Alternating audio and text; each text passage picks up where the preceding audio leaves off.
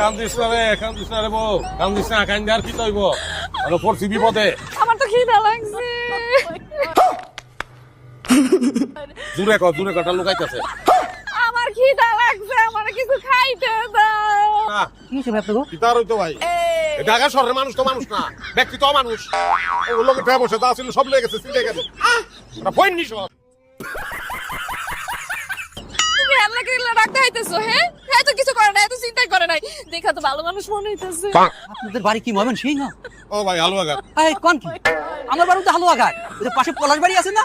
সেই জায়গা। আমার ভাই চাঁদম লোক। হায় হায়, কি চিন্তা করছেন, কি একটা ক্ষতি কোন তো। এই টাকা পয়সা দেখে শুনে চলবেন না।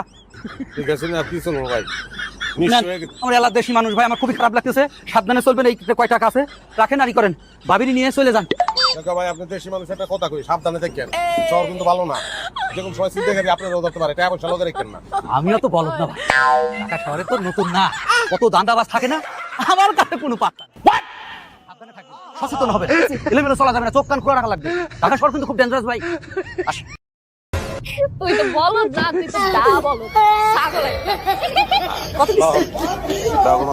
ये सब क्या देखना पड़